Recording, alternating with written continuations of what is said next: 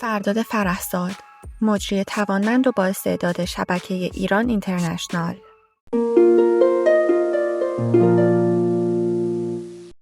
فرداد فرحزاد مجری و گزارشگر خبر آگاه و توانمندیه که ورود به دنیای رسانه و خبر رو از دوران نوجوانی آغاز کرد.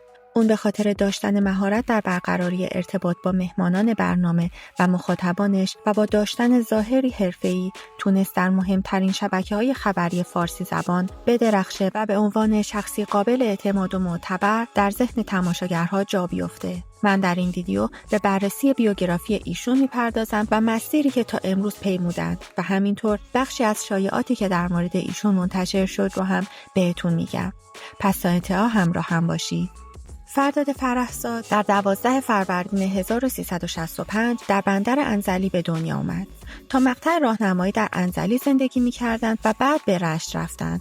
به عنوان اولین فعالیت روزنامه‌نگاری یک هفته‌نامه دانش آموزی به نام طرح نو رو تهیه و منتشر می‌کرد. در 17 سالگی به امارات متحده عربی مهاجرت کرد. فرحزاد در دانشگاه علم و صنعت عجمان و دانشگاه دبی در رشته مهندسی نرم افزار تحصیل کرد. کارهای رسانه‌ای خودش رو با ساخت آگهی‌های تجاری و برنامه‌های مستند برای چند رسانه در دبی و امریکا شروع کرد.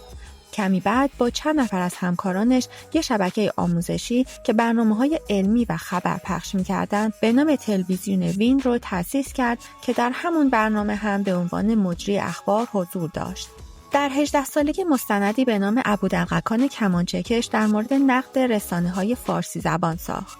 فرحزاد از سال 84 به عنوان خبرنگاری افتخاری برای سایت BBC گزارش‌های فارسی از دبی می‌گرفت و بعد از 3 سال همکاری رایگان در سال 87 برای خبرنگاری تلویزیون BBC فارسی به لندن دعوت شد و از سال 2006 همکاری رسمیش رو با BBC شروع کرد و به لندن مهاجرت کرد که بعد از حدود 10 سال همکاری با این شبکه با انتشار متنی در توییتر از پایان همکاریش با این شبکه خبر داد.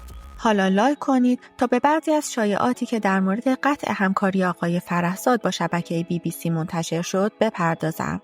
متنی که فرداد فرحزاد در صفحه توییتر خودش منتشر کرد این بود: استعفا دادم. بعد از 10 سال از BBC خداحافظی کردم. انگار همین دیروز بود که با گروهی از بهترین روزنامه‌نگاران فارسی زبان تلویزیون فارسی BBC رو متولد کردیم. چه تجربه بی‌نظیری و حالا شروع فصلی جدید و کارهای جدید برای 10 سال بعدی. در دوران همکاری با BBC آقای فرحزاد یکی از جنجالی ترین گفتگوهای خودش یعنی مصاحبه با بابک زنجانی در تاجیکستان را انجام داد که البته کمی بعد بابک زنجانی دستگیر شد. شایع شده بود که اون برای مصاحبه از بابک زنجانی و پخش اون از BBC مبالغ کلانی از این متهم نفتی دریافت کرده و بر دریافت این مبالغ سرپوش گذاشته.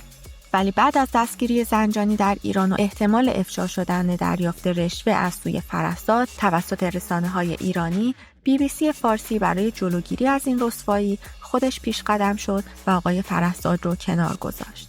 تا انتها همراه من باشید تا یکی دیگه از احتمالات قطع همکاری آقای فرحزاد در شبکه BBC فارسی و نظر خود آقای فرحزاد در این زمینه رو بهتون بگم.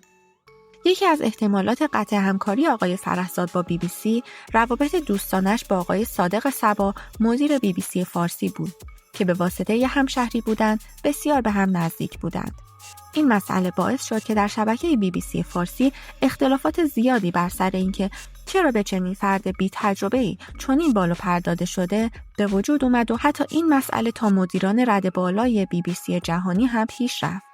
و البته این اتفاق زمانی رخ داد که صادق صبا از شبکه BBC بیرون رفت و به دنبال اون بسیاری از چهره‌ها و کارمندان این شبکه یا اخراج شدند یا استعفا دادند. یکی دیگر از احتمالات استعفا از BBC شایعات مبنی بر همکاری تجاری فرحزاد با ایران در دوران تحریم‌ها بود.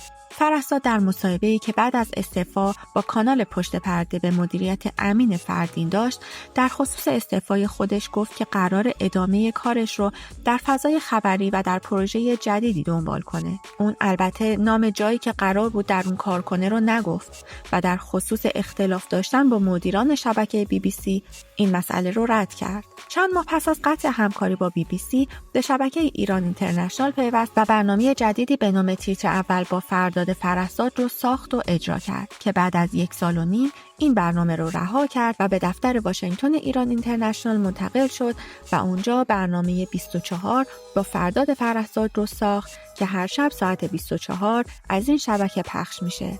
نظر شما در مورد این مجری مسلط و توانای خبری چیه؟ ممنون که تا انتها منو همراهی کردید.